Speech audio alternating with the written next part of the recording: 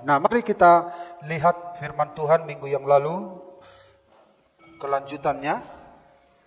Keluaran 19 ayat 1 sampai 6.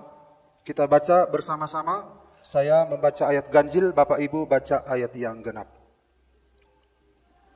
Pada bulan ketiga setelah orang Israel keluar dari tanah Mesir, mereka tiba di padang gurun Sinai pada hari itu juga.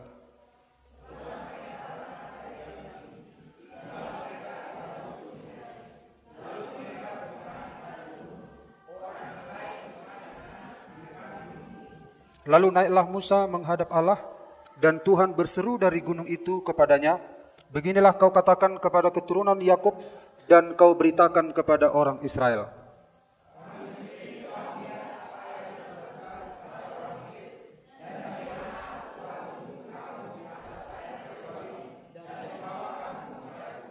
Jadi sekarang, jika kamu sungguh-sungguh mendengarkan firman-Ku dan berpegang pada perjanjian-Ku, maka kamu akan menjadi harta kesayangan-Ku sendiri dari antara segala bangsa, sebab Akulah yang empunya seluruh bumi. Sama-sama 2-3 ya.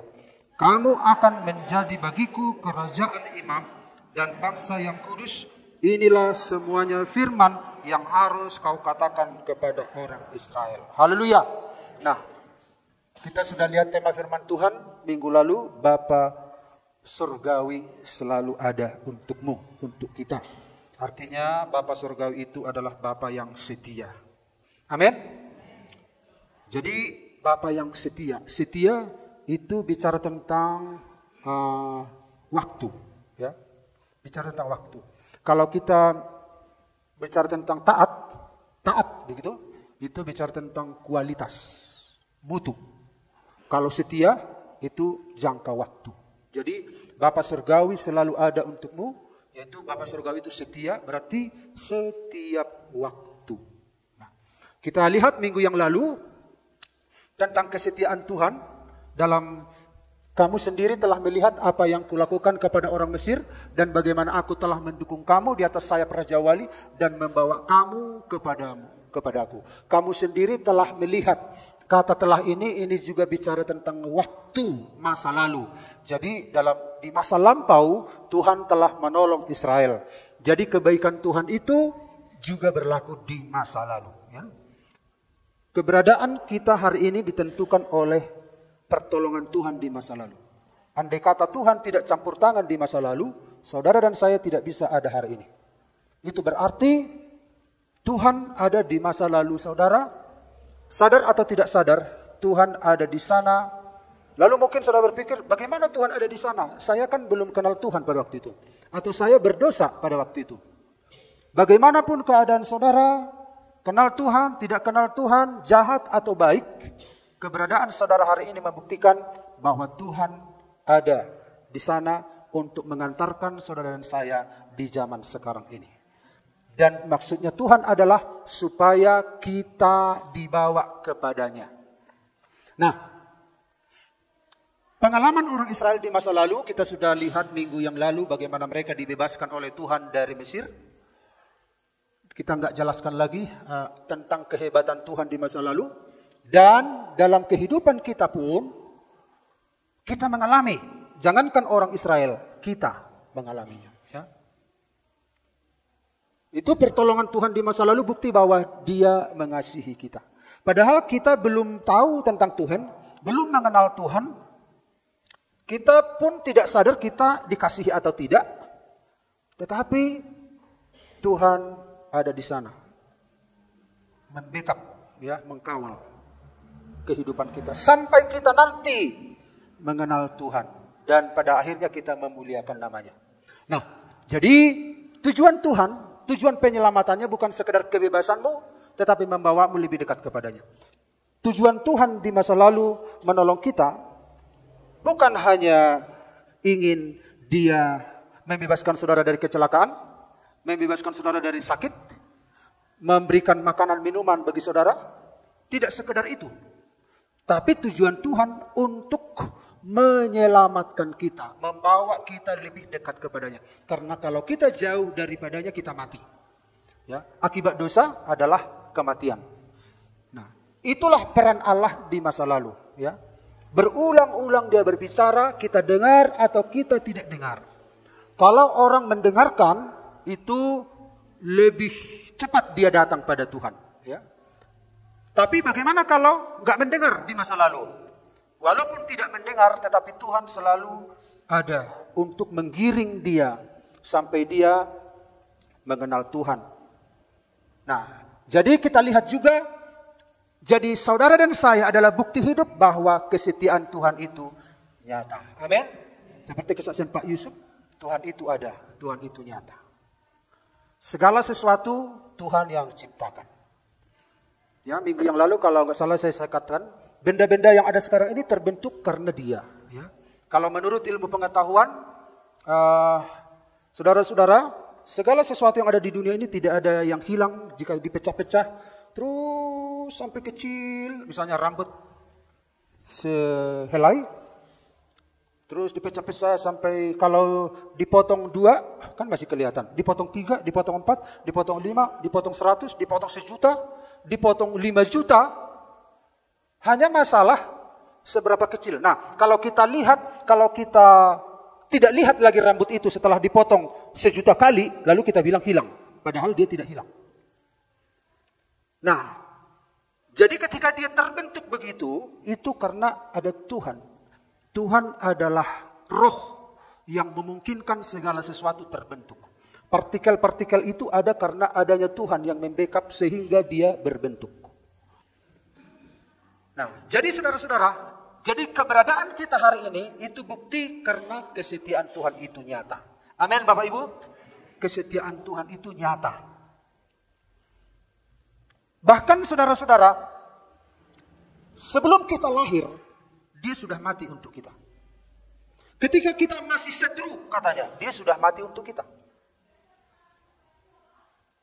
Jadi betapa Tuhan itu luar biasa untuk menggiring sebanyak orang lebih dekat padanya. Karena Dia tahu, di luar Dia kita akan mati. Di luar Dia kita akan binasa. Nah, jadi sekarang jika kamu sungguh-sungguh mendengarkan firman-Ku dan berpegang pada perjanjian-Ku, maka kamu akan menjadi harta kesayangan-Ku sendiri dari antara segala bangsa, sebab Akulah yang empunya seluruh bumi. Jadi sekarang. Nah, jadi kita lihat firman Tuhan bahwa kesetiaan Tuhan itu juga bukan hanya dulu, juga sekarang. Tuhan ada sekarang untuk kita. Itu yang Tuhan katakan kepada orang Israel. Katakan kepada orang Israel bahwa mereka telah melihat. Di masa lalu orang Israel telah melihat. Setelah mereka sampai di padang gurun, sekarang apa yang harus dilakukan? Nah, apa yang harus dilakukan? Nah, kita lihat Bapak Ibu, ada 2 tugas yang harus dilakukan oleh orang Israel. Tugasnya adalah mendengarkan firman dan berpegang pada perjanjian. Kalau dulu Tuhan telah tolong, nah sekarang apa yang harus kita lakukan? Tuhan ada bersama dengan kita sekarang. Apa yang harus kita kerjakan? Apa tugas kita?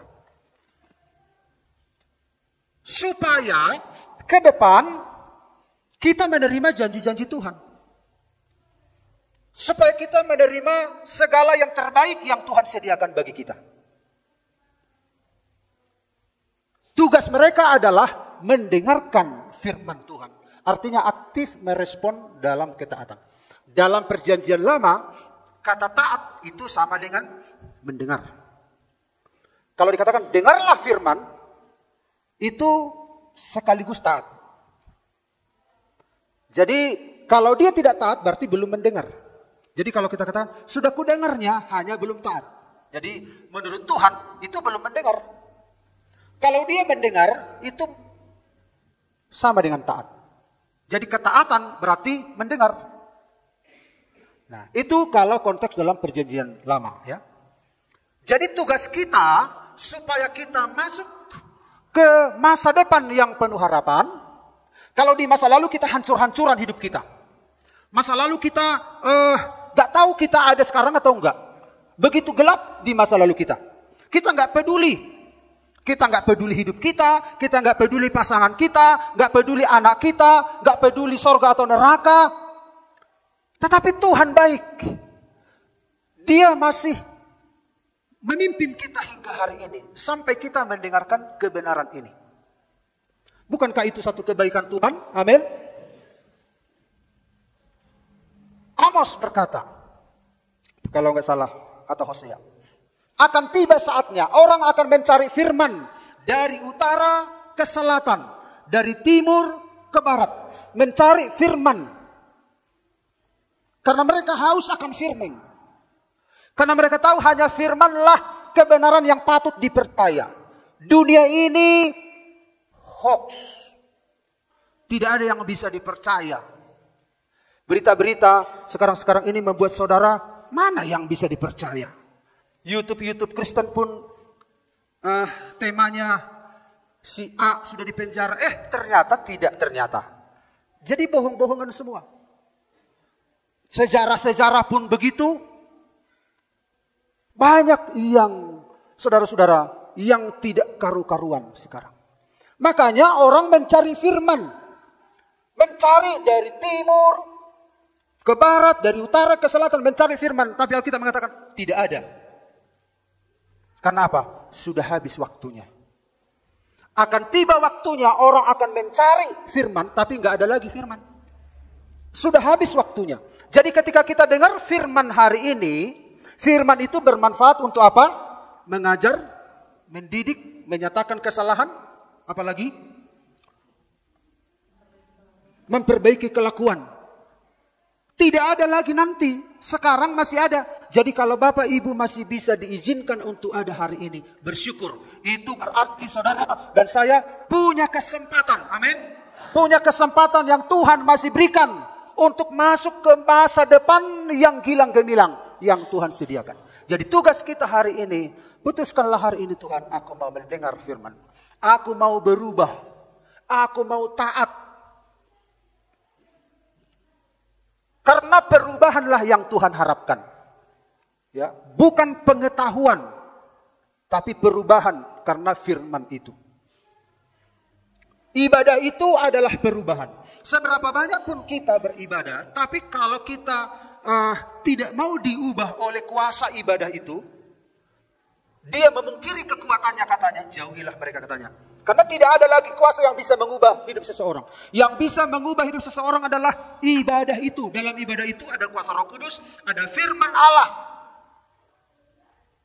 Kalau kita baca dalam 2 Timotius, pada akhir zaman orang akan tidak tahu berterima kasih, tidak tahu mengekang diri, tidak tahu mengasihi, tidak menghormati orang tua, tidak peduli tentang agama, hal-hal rohani. Secara lahiriah mereka beribadah, tetapi mereka memungkiri kekuatan ibadah itu. Artinya mereka tidak bisa diubah oleh kuasa ibadah itu. Jadi perubahan hiduplah yang Tuhan harapkan dari seseorang. Kalau kemurahan Tuhan sebelum kita percaya pada Yesus, Tuhan sudah baik bagi kita, bukan berarti saudara-saudara Tuhan membiarkan kita dalam kondisi tidak baik itu. Tidak berarti Tuhan meng-ACC kelakuan kita di masa lalu. Tidak berarti Tuhan meng-ACC kejahatan kita di masa lalu. Tuhan izinkan kita tiba hari ini, itu kasih sayang Tuhan. Tetapi Tuhan tidak mau kompromi dengan hidup lama kita. Dia mau kita berubah. Amin. Kesempatan yang ada hari ini adalah kesempatan supaya kita berubah. Makanya visi gereja kita 2-3 ya. Menjadi garam dan terang melalui perubahan hidup yang semakin serupa dengan Kristus. Perubahan hidup. Untuk mengubah kota ini, perubahan hidup. Kalau nggak berubah-berubah, dari sekolah minggu sampai tua, kita nggak berubah. Orang malah masuk neraka nanti gara-gara kita. Ayo doh, ngamar mingguan HP terus sampai nai hutonon nama, alai dang mubah. Berarti dah ada kapela ngamar minggu katanya. Kan masuk neraka orang gara-gara kita.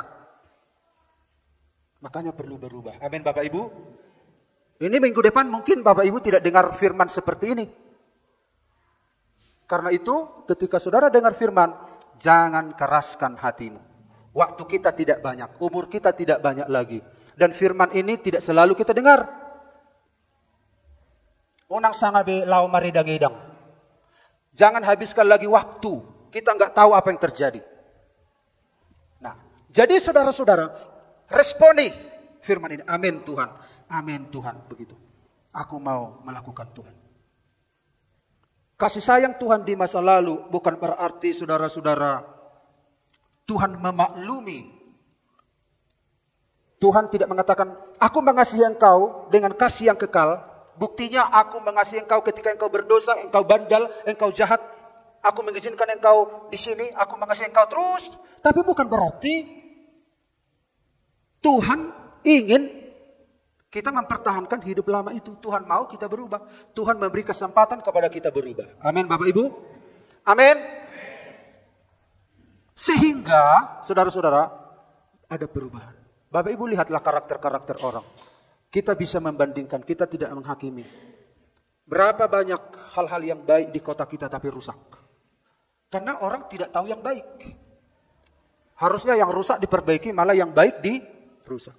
Misalnya jalan dari Tiga Raja ke Aji Bata. Begitu bagusnya pagar itu dibangun Pak Jokowi. Habis satu-satu. Nanti kalau jatuh orang dari sana bagaimana? Betapa bagusnya lampu-lampu indah kok rusak. Betapa bagusnya ditaruh pemerintah, polisi. Itu lampu cembung itu ya. Cembung ya. Supaya orang dari tekongan sana kelihatan dari sini. Di tekongan itu ditaruh supaya kelihatan. Dirusak. Makanya anak Tuhan harus berubah. Untuk mengubah kota ini kita harus berubah. Amin. Tidak cukup dengan kata. Tidak bisa. Nah, perlu kita mendengarkan. Berpegang pada perjanjianku itu berarti mengkondisikan diri dengan janji itu. Ada janji Tuhan, yaitu masa depan. Kita ada di sini sekarang. Jadi kondisikan diri kita dengan yang ada sekarang di sana. Pikiran kita, sikap kita, tindakan kita, langkah kita cocokkan dengan apa yang ada di sana. Biar klop nanti. Bagaimana kalau misalnya di sana saudara-saudara misalnya ABC, contoh. Kita harus berusaha mengkondisikan diri kita dengan ABC. Bersikaplah ABC sampai nanti di sana A klop. Nah gitu. Kalau di sana rumusnya ABC, lalu yang kita lakukan adalah XYZ, cocok enggak? Enggak cocok. ABC di sana apanya? Passwordnya. Supaya klop. Tapi yang kita latih di sini XYZ. Dan saudara berjalan XYZ. Betul. Terpental. Artinya berpegang pada perjanjianku, mengkondisikan dengan janji itu. Kondisikan diri. Saudara itu anak Allah, bersikaplah seperti anak Allah. Amin. Kalau saudara anak Allah, malah bersikap dengan anak iblis. Anak Allah mau mencuri enggak? Enggak. Anak Allah mau omong jorok? Enggak. Jangan-jangan bukan anak Allah. Anak Allah mau menggosip? Anak Allah mau kumat-kumatan? Temperamental atau marhata paraksi? Aduh hata paraksion gitu. Ternyata omong-omong yang gak bagus. Anak Allah bohong? Karena di sana tidak ada itu. Kita nggak temukan di sana itu. Di sana ada kekudusan, di sana ada damai, ada sukacita. Maka kondisikan diri saudara, sikap saudara dengan yang ada di sana. Makanya nanti kalau kita melakukan sesuatu bertolak belakang dengan situasi di masa depan, kita tidak akan bisa ke sana. Oh, bagaimana caraku bisa ke sana? Aku kan nggak mampu. Makanya Yesus datang. Begini caranya. Begini cara melakukan ABCD. Kita latih ABCD. Oh begitu ya? Iya, karena di sana itu ABCD. Yesus datang memberi teladan ABCD. Dan Yesus mempraktekkan ABCD. Supaya kita bisa ke sana. Lalu, jadi kalau Yesus datang mempraktekkan, menunjukkan teladan ABCD. Lalu yang kita lakukan XYZ. Siapa yang ditiru? Lakukanlah seperti apa yang dilakukan Yesus. Dia telah memberikan teladan bagi kita. Dia adalah orang sorga yang memberikan contoh. Begini loh cara masuk surga itu begini ya. Begini sikap. Nanti kalau kau nggak seperti itu ya, kau nanti nggak bisa. Terpental dari sana. Aku sudah membuka pintu bagimu ya. Nah, gitu. Nah, karena itu Bapak Ibu, kondisikan dirimu dengan janji itu. Amin. Lalu yang ketiga, yang terakhir. Maka kamu akan menjadi harta kesayanganku sendiri dari antara segala bangsa. Sebab akulah yang empunya seluruh bumi. Kamu akan menjadi bagiku kerajaan imam dan bangsa yang kudus. Inilah semuanya firman yang harus kau katakan kepada orang Israel. Yang ketiga adalah akan. Berarti itu adalah berbicara tentang masa depan. Jadi Allah itu ada di masa lalu kita, Allah itu ada di masa sekarang, dan Allah itu ada di masa yang akan datang. Berarti untuk masuk di hari yang akan datang, kita harus mengandalkan Allah yang tidak dibatasi oleh ruang dan waktu itu.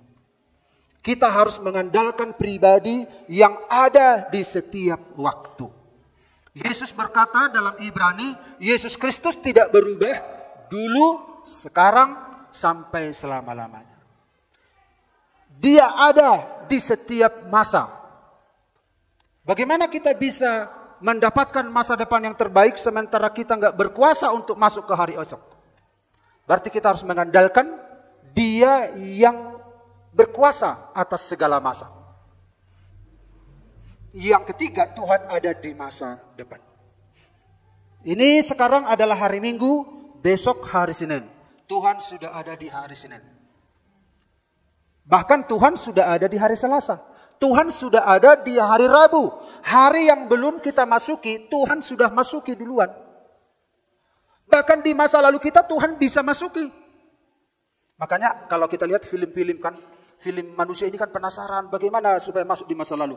Maka diciptakanlah sebuah mesin. Nah, mesin. Mau ke tahun berapa kau masuk? Aku akan mengubah keadaan, katanya.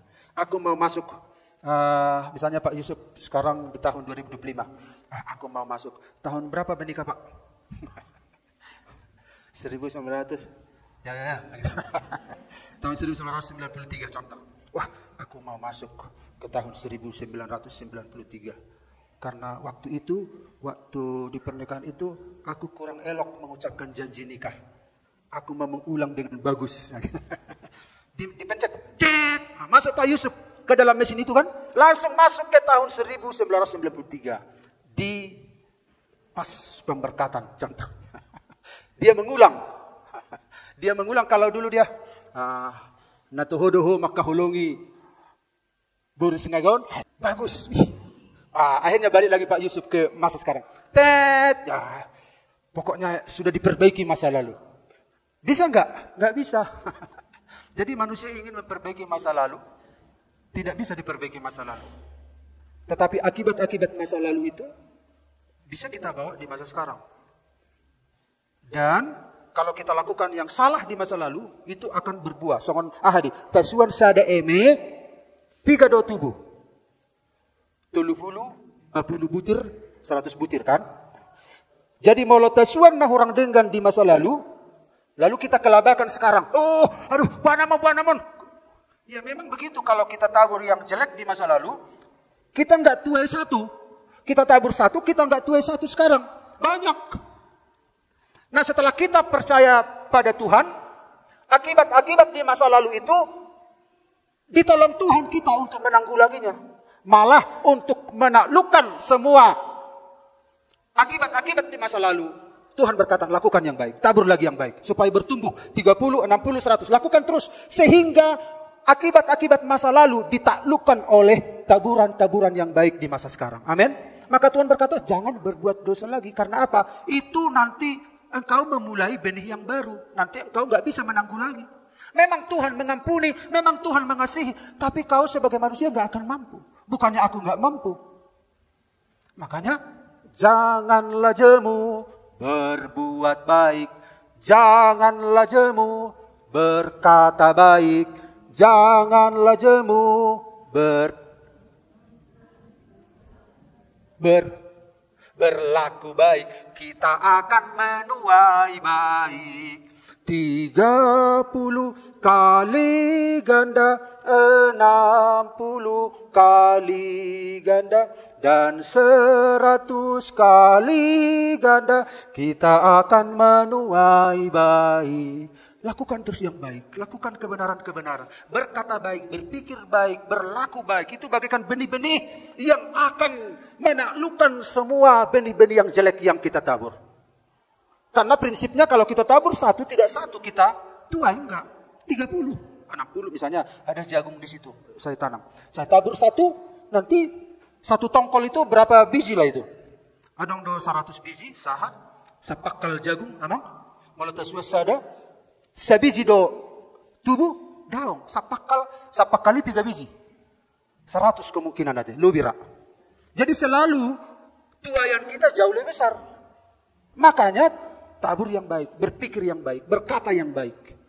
Kata itu bagaikan benih. Untuk melihat masa depannya penuh harapan, katakan kebenaran-kebenaran firman. Sehingga dia bertumbuh. Berpikir yang baik. Jadi kalau negatif terus kita pikirkan, negatif pasangan kita, negatif pikiran kita tentang suami, negatif pikiran kita tentang istri, negatif tentang anak, negatif tentang masa depan, negatif semua. Amang tehe, bado naeng, amang tehe. Saudara telah menabur dalam pikiran saudara. Dan tidak heran apa yang kita pikirkan itu mengkondisikan diri kita. Makanya pikirkan yang baik. Apa yang sedap didengar. Apalagi dikatakan situ. Apa yang patut dipuji.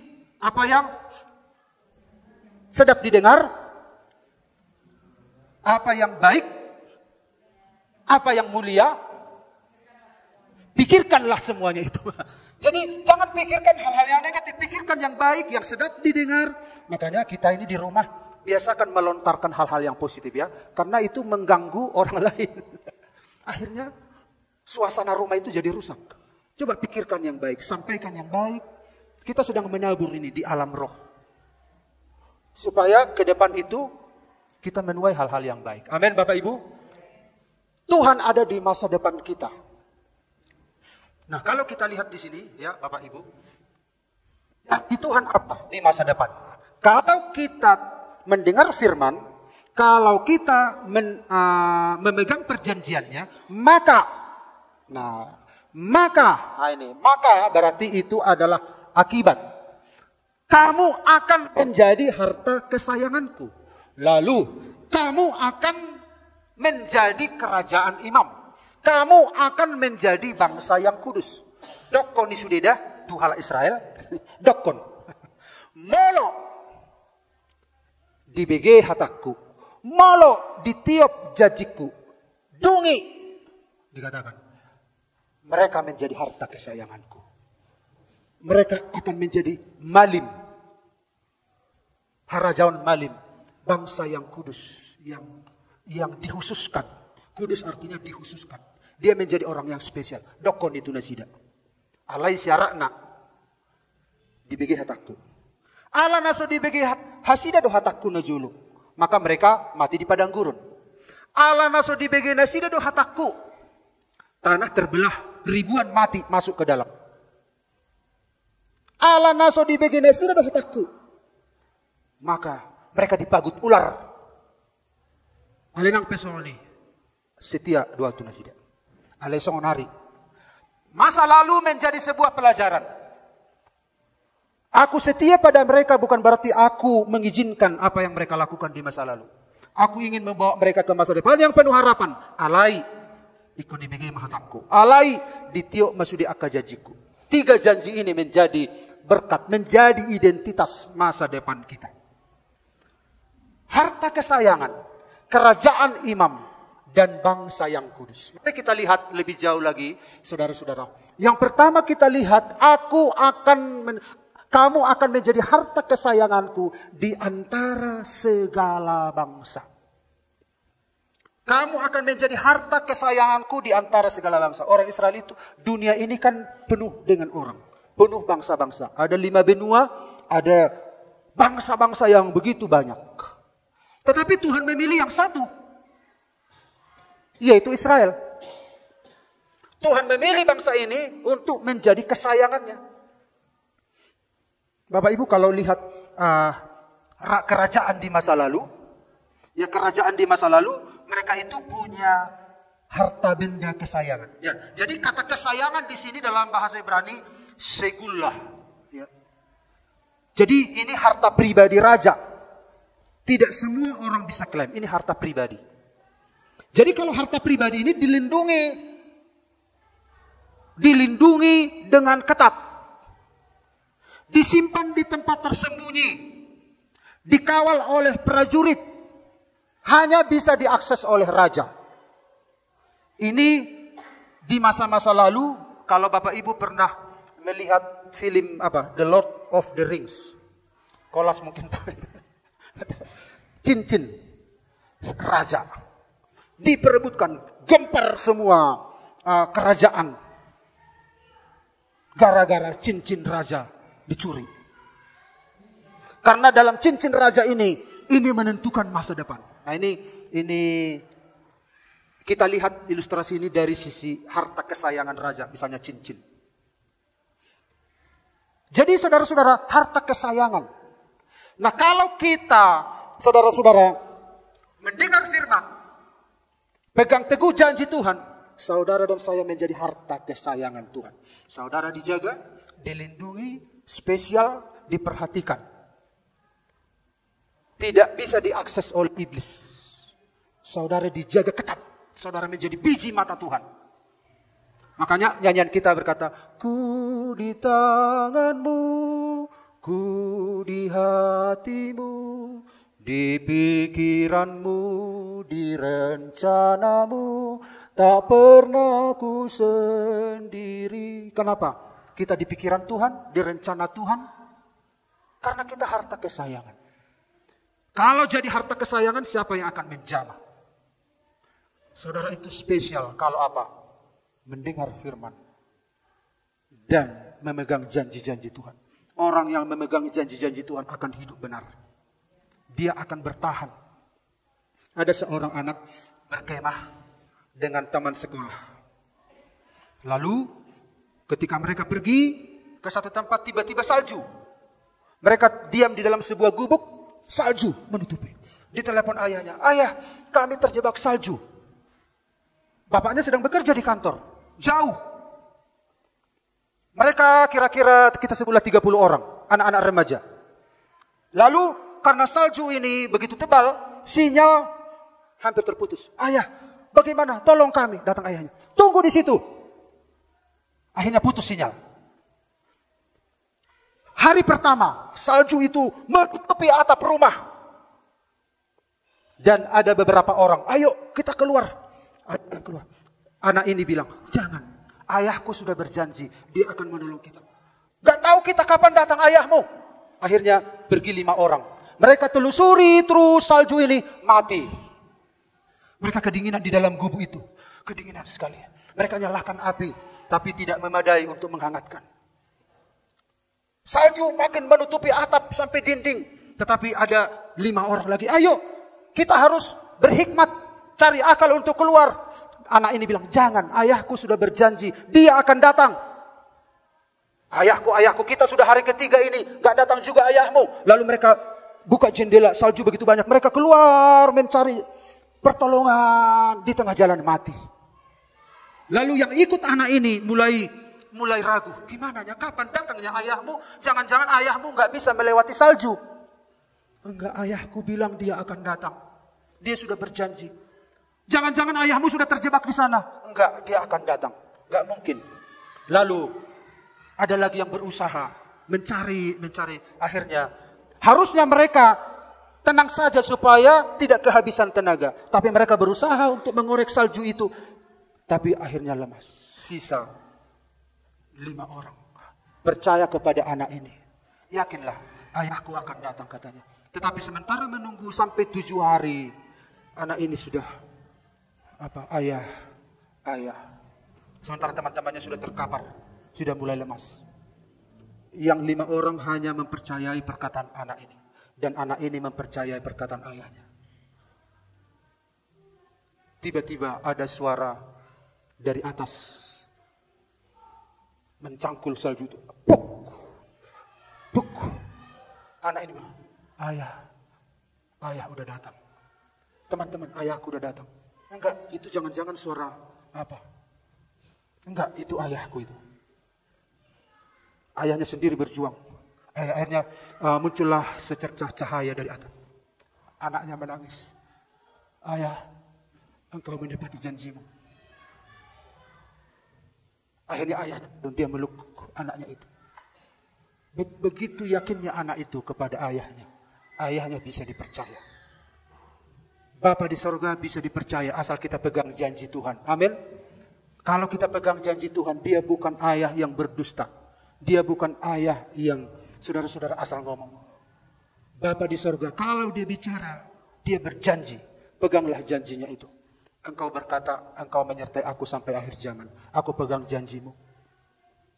Sementara di dunia ini ada yang menggoncang hidup kita. Benarkah janji Tuhan? Di mana Allahmu? Di mana Tuhanmu? Tapi anak Tuhan ini tidak. Ayah di bumi saja bisa melakukan itu. Apalagi Bapa di sorga. Dia Bapa yang setia. Dia menatap kita masing-masing. Dia memperhatikan kita masing-masing. Engkau dan saya adalah anak-anak Allah, telah dilahirkan baru. Telah diangkat menjadi anaknya. Nyawanya sendiri diberikan kepada kita. Apalagi hal-hal yang lain Tuhan akan berikan kepada kita. Amin. Dia Bapa yang baik. Dia, saudara dan saya, menjadi harta kesayangannya. Dia mempertaruhkan segala sesuatu untuk menolong saudara. Tetapi saudara dan saya harus pegang janjinya. Jika anak manusia datang, adakah dia menjumpai iman di bumi ini? Artinya adalah iman banyak orang sedang goncang sekarang. Tetapi anak-anak Allah harus tetap pegang janji Tuhan. Aku percaya Tuhan, Engkau tidak meninggalkan aku. Perkataanmu ya dan amin. Firman-Mu ya dan amin. Aku percaya. Lewati lembah air mata, aku percaya. Firman-Nya ya dan amin. Pegang janji Tuhan. Saudara dan saya menjadi harta kesayangannya. Dijaga, dilindungi. Tidak ada yang mengusik orang menjadi anak Tuhan. Siapa yang mengusik biji mata Tuhan? Tuhan sendiri lawannya. Betapa hebatnya saudara dan saya seperti orang Israel yang dibuat Tuhan menjadi harta kesayangan. Siapa kita yang dipilih oleh Tuhan dari sekian banyak orang? Siapa bangsa Israel yang dipilih oleh Tuhan? Bukan karena besarnya jumlahmu, kata Tuhan. Engkaulah bangsa yang terkecil. Hai Bethlehem Efrata, engkau adalah kota yang terkecil di antara Yudea. Tetapi engkau dipilih Allah menjadi kelahiran Sang Juru Selamat. Saudara mungkin orang yang terkecil di antara banyak orang. Tetapi ketika kita mendengar firman, pegang janji Tuhan, saudara menjadi harta kesayangannya. Amin Bapak Ibu. Dan yang berikut adalah dikatakan di sini akan menjadi kerajaan imam. Saudara-saudara, di dalam Alkitab ada 3 tugas yang diberikan Tuhan kepada manusia menjadi pengantara. Yang pertama adalah nabi. Nabi itu penghubung antara Allah dengan umat. Jadi nabi itu menerima pesan-pesan dari Tuhan kepada umat Tuhan. Jadi seorang nabi mendengar, makanya kepada Yesaya berkata, berikanlah kepadaku telinga seorang murid, telinga mendengar. Karena ada pesan Tuhan yang akan disampaikan kepada orang Israel. Disampaikan kepada umat Allah. Yang kedua adalah raja. Raja itu adalah memerintah, mewakili Allah. Yang ketiga adalah imam, yaitu mewakili umat Allah kepada Allah. Tadi kalau Nabi mewakili Allah berbicara kepada umat Allah, sementara imam mewakili umat Allah kepada Allah. Di dalam perjanjian baru, imam, nabi, raja itu dimiliki oleh Yesus Kristus. Jadi Yesus Kristus itu nabi, imam, raja. Nah, kalau kita menjadi orang harta kesayangan Tuhan, berpegang pada janji Tuhan, mendengarkan firman Tuhan, kita menjadi imam-imam. Siapakah imam di dalam rumah tangga? Kepala rumah tangga. Kalau misalnya Ini imam ini dalam perjanjian baru lepas dari dia wanita atau pria. Yang jelas kepala rumah tangga. Tetapi dalam 1 Petrus diperluas lagi, setiap orang percaya adalah imam. Nah, di dalam rumah tangga siapa imam? Yaitu kalau masih lengkap suami istri anak, suaminya lah imam. Jadi seorang suami harus bisa membawa masalah keluarga kepada Tuhan. Bagaimana kepala rumah tangga gak peduli dengan keluarganya? Bagaimana bisa membawa masalah itu kepada Tuhan? Makanya harus peduli kepada keluarga. Setiap kepala keluarga, baik itu suami, baik istri, itu adalah imam mewakili, mangodihon anggota keluargai, mangalu-aluhon butuhan. Tuhan, bereng ma Tuhan. Jadi keluarga itu tanggung jawab imam. Tapi banyak orang gak bertanggung jawab hari-hari ini. Kemudian di satu waktu, ada yang ketok pintu. Tok. Isi hamu amang. Inna amatai. Penagih hutang. Langsung sembunyi amatai. Omaknya halus ya. Harusnya yang menghadapi siapa? Kepala rumah tangga. Misalnya, tok. HP ibu buka pintu. HP si Bolis. Yang buka pintu anaknya. Pak, si Bolis ngerok. Bapaknya harus bagaimana? Ini dia. Ya please, pergi. Nah, jadi kepala rumah tangga, imamlah yang maju di depan. Imam dan mengasugut. Amang anakku, kan raja sekolah minggu kan, alo si Bolis si lindungi bapak nagale-gale dok. Enggak begitu. Itu bukan imam namanya itu. Itu dari sisi keluarga. Tetapi Alkitab mengatakan kita itu adalah semua orang percaya adalah imam. Mangudihon, taudihon sudi akazolmai rohu Tuhan. Urut Tuhan. Dan hebati kita gabe perantara antara manusia dengan Tuhan. Itu posisi yang luar biasa. Harusnya kita dihukum, masuk neraka. Gabi pengantara jago naik. Itulah. Saudara menjadi orang kesayangan Tuhan. Jadi malah neng Tuhan markarejo di sedepungan joli sukun. Malah karejo di rumah tanggaon isukun Tuhan imami bado. Upas-upas rumah keluarga marhite-hiteho. Jadi hita gawe perhitean. Di pasu-pasu maluaton marhite-hite hita. Makanya Tuhan mencari orang jadi imam. Tuhan memakai orang-orang percaya menjadi imam. Dan dikatakan kerajaan imam, berarti imam-imam semua dalam kerajaan itu punya kuasa, punya kemampuan menjadi penentu. Ini sangat menarik. Bagi Bapak Ibu menarik nggak masa depan seperti ini? Pikir dok di masa depan ini ada kilo yang dapat. Bukan begitu.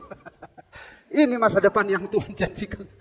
Kerajaan imam dan menjadi bangsa yang kudus, khusus, spesial. Kudus bahasa Batak badia. Badia artinya dikhususkan. Saudara saya menjadi orang yang khusus. Orang yang khusus yang mencapai standarnya Allah. Standarnya Yesus Kristus. Kan dikatakan di situ tujuan hidup kita adalah menjadi serupa dengan Kristus. Saudara dikhususkan. Kalau masalah berkat, pasti Tuhan nyatakan. Carilah dahulu kerajaan Allah. Jumolo maluluihamu harazaon ni debata. Dungi tabahono nama aka odeng. Berarti aka odengnya tambah-tambah. Isa manabahon. Debata manabahot tuhita. Alai persoalan na sangot dia. Gudang do halak Kristen mangalului aka odengi. Harajaon de debata dangi tabahot tuhita. Dalam alai dilului. Kata kerja, carilah. Sementara aka odeng tidak ada kata kerjanya. Pasif di situ kita. Dia menambahkan. Tapi aktif, cari dahulu kerajaan Allah. Lului harajaon de debata. Berarti ada kata kerja di sana.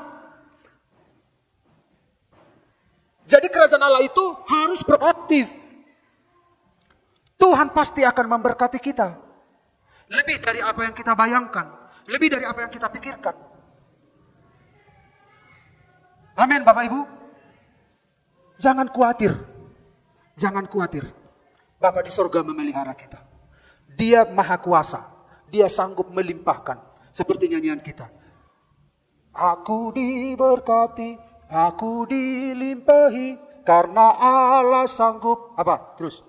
Untuk menyediakan. Tuhan sediakan. Tapi tujuan kita adalah menjadi kesayangan. Bagaimana ya supaya aku jadi kesayangan Tuhan ya? Itu target kita. Bukan disayangi dunia ini. Kalau dunia ini ya mengumbar kesayangannya kepada saudara. Makanya di Jibata saya bilang, hanya orang tua yang benar-benar murni mengasihi anaknya. Orang lain tidak benar-benar murni mengasihi anak kita. Ingat. Jangan percayakan anak kita kepada orang. Orang tualah yang murni mengasihi anaknya. Kalaupun orang lain mengasihi anak kita, tidak semurni orang tua itu mengasihi anaknya. Demikian juga Tuhan. Hanya Tuhan yang benar-benar murni mengasihi saudara dan saya. Dunia ini tidak benar-benar mengasihi saudara dan saya. Amin. Karena saudara itu berharga di matanya. Yesus rela mati untuk saudara. Dunia ini menawarkan, aku mengasihi engkau, aku mencintai engkau. Akhirnya kita mencintai dunia ini. Hanya Tuhan yang benar-benar murni mengasihi kita tanpa syarat. Seperti orang tua yang murni mengasihi anak itu. Apapun keadaannya. Bandal atau tidak bandal. Betapa murni hati orang tua. Engkau anakku. Molo adong kesalahan di beko. Bahwa beno taunokku name. Maila na mau ala dia teh. Dia nggak bisa sangkal dia itu anaknya.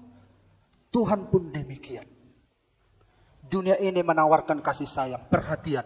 Tetapi dunia ini semua tidak murni, bohong. Tuhan mengasihi kita. Kasihnya murni tanpa syarat. Hanya kasih Tuhan yang bisa dipercaya.